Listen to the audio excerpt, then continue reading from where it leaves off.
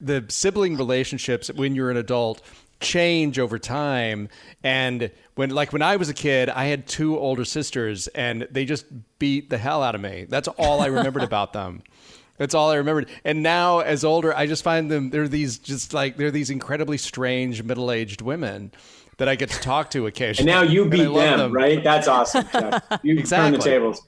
Siblings is weird. The best thing that it wasn't just that they've grown up, it's that they've grown up into such different circumstances. And the fact that this really happened and the fact that these characters all started living in the same place. I think that's what's so interesting about siblings. You've known them for so long.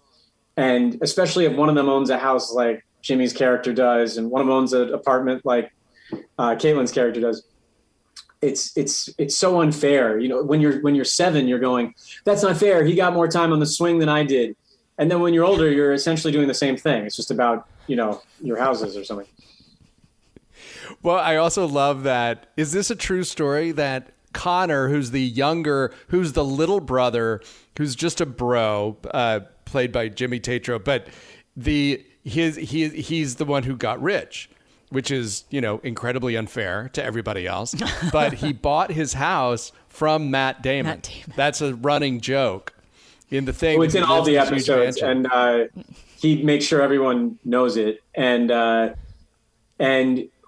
what we didn't have to ask for Matt's permission, and then we wanted to use a clip from We Bought a Zoo in one of the episodes, and so then we did have to ask Matt Damon's permission.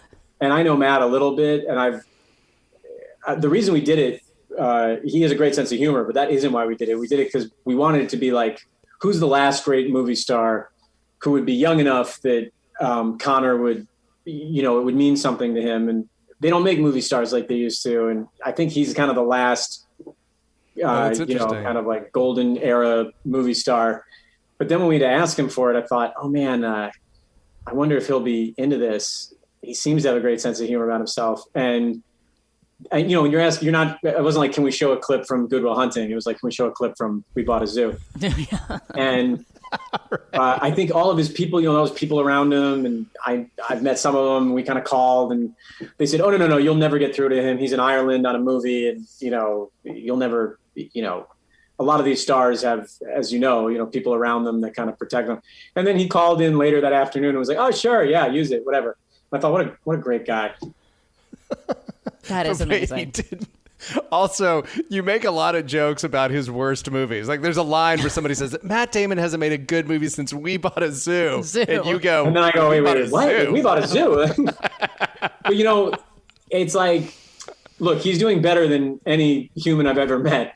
So it just goes to show, if you kind of have a sense of humor about it, which he always does this great stuff with Kimmel, and, it just shows he's game, and it kind of makes those things not stick to you. Clooney's really great about that too. Remember, he was giving his Academy Award acceptance speech. He's talking about putting nipples on the bat suit, and you go, yeah, this guy's got a good sense of humor about it. Yeah.